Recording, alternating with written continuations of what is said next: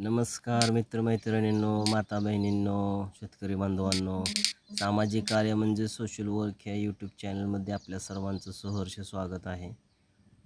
तर आपण आपल्या ह्या व्हिडिओमध्ये हवामान विभागाअंतर्गत ज्याही काही अपडेट येत असतील ते आपण आपल्यापर्यंत पोहोचवण्याचा प्रयत्न करत असतो।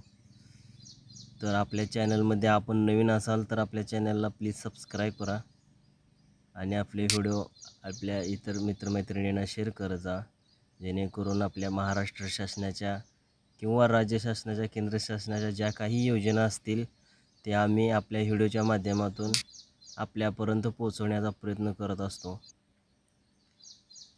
आणि अशा माहितीसाठी आपल्या चॅनलला नक्की सबस्क्राईब करा आणि आपण कुठून व्हिडिओ पाहता हे कमेंट बॉक्समध्ये नक्की लिहत जा, जेणेकरून आम्हाला असेच नवीन व्हिडिओ बनवण्यासाठी प्रोत्साहन मिळतं। तर आपण गेले काही दिवस पाहत आहात की जो काही हवामान विभागाने अंदाज वर्तविलेला आहे त्या अनुषंगाने आपण महाराष्ट्र राज्यात आणि इतर शेजारच्या राज्यांमध्येही वादळी वाऱ्यासह मुसळधार पावसाचं आगमन हे झालेलं आहे। तर पूर्व मोसमी पाऊस हाही आपल्या महाराष्ट्र राज्यात आणि इतर राज्यांमध्येही पडताना पाहायला मिळत आहे आपल्याला।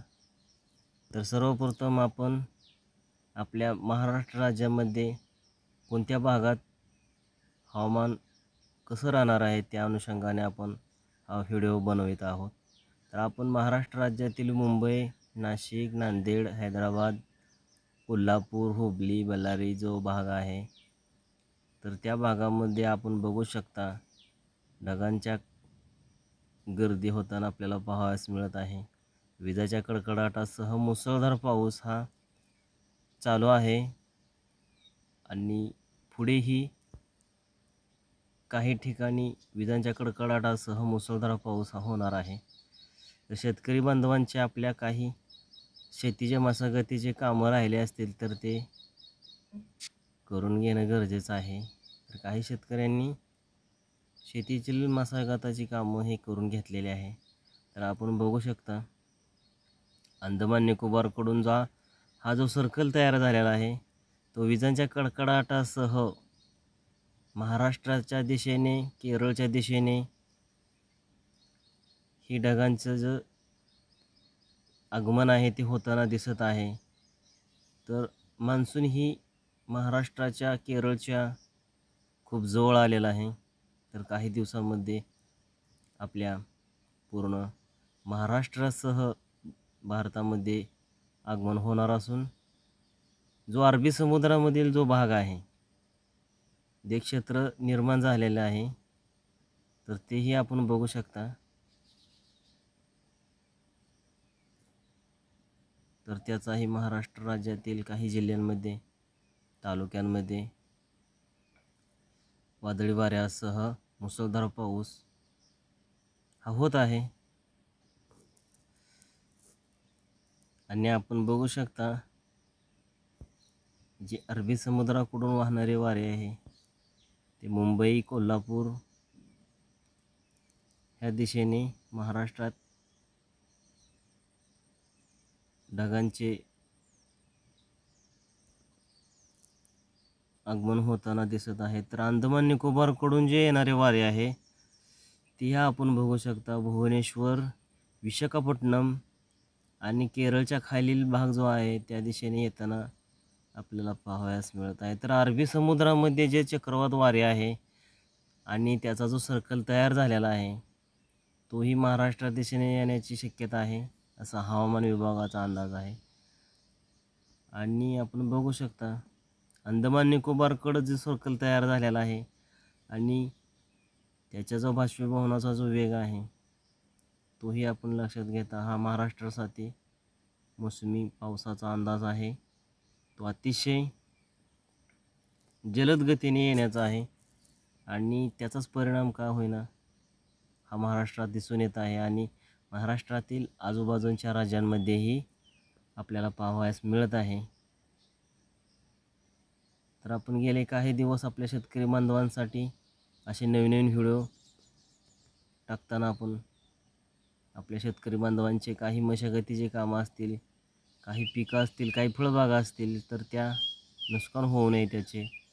आणि आपण बघू शकता सोलापूर, कोल्हापूर, पुणे, सातारा, अकलूज, विजापूर, बागलकोट, कलबुर्गी वर अहमदनगरचा काही भाग आहे, औरंगाबाद, नाशिक आहे, तर मुंबईचा काही भाग आहे, लातूरचा काही भाग आहे, बिदर आहे, तर त्याच्यावर आपण बघू शकता वाशिमचा काही भाग आहे, मालेगावचा काही भाग आहे,